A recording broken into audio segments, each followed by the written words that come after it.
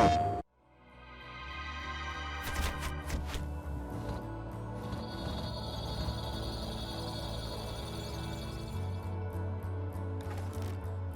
we first found out about PlayStation 4 and the features of the platform, we were really pleasantly surprised that they completely synced up with what we had in mind for Drive Club. It was almost a perfect storm, if you like. We had this desire to return back to realistic racing.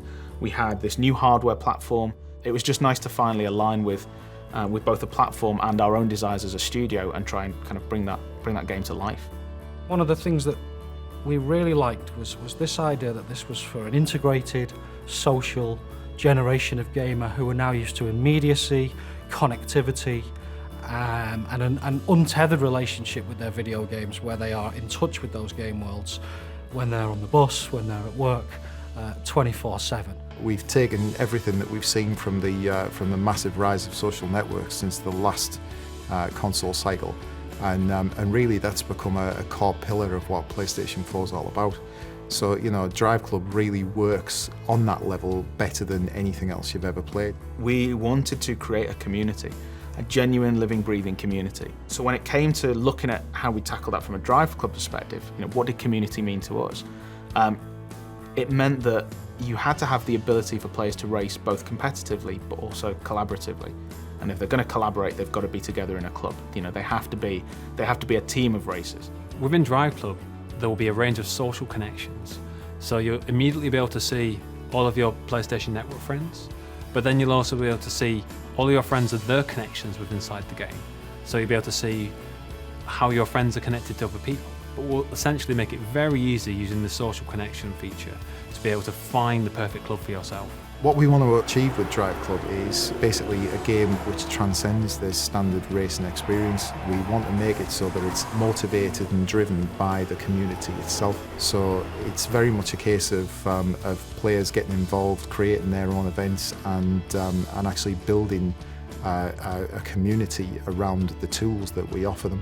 So at the core of Drive Club, you have the ability to, anything that you do in the game, any time that you set, any score that you set, you can bundle that up as a challenge and then send it to friends, club mates, even complete strangers. You know, you can pass this data on to them and say, look what I did, I dare you to beat it. Challenges are not just to send and forget. Basically, you're put into a leaderboard with those people, and so for the set duration of the time of the challenge, you can compete to sort of better yourself. In addition, once the challenge has been sent out, if people like that challenge, they can start competing in it or even forward it on to their friends, and so there's an opportunity for those challenges to go viral. One of the key ways the PlayStation 4 really enhances the multiplayer experience in Drive Club is the fact that every single section of every one of our tracks, our real-world kind of breathtaking, beautiful vistas, has data that can be turned into challenges for the best times, the best drift settings, the best 0 to 60 records on every straight, on every bend, on every turn, every piece of camber, every surface type has data that can be turned into challenges which can then be sent to others. That's only achievable on this console with this brilliant new emphasis on connected gameplay.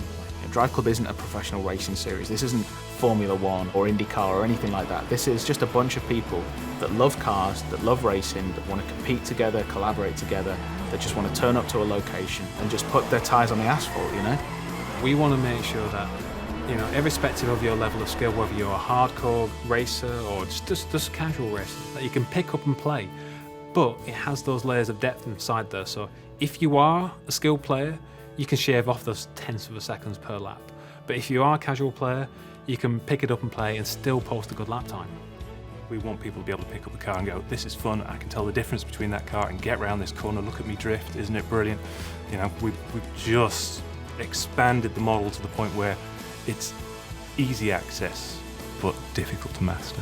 It's very much a case of everything that we do in this game is going to make the player feel cool.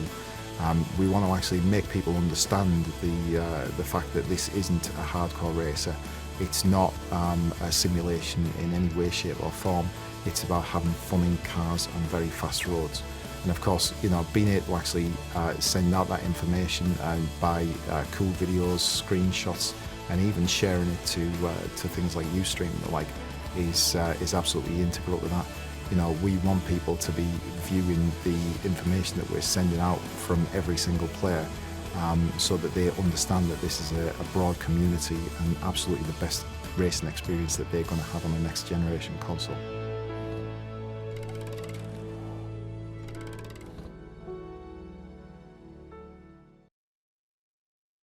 PlayStation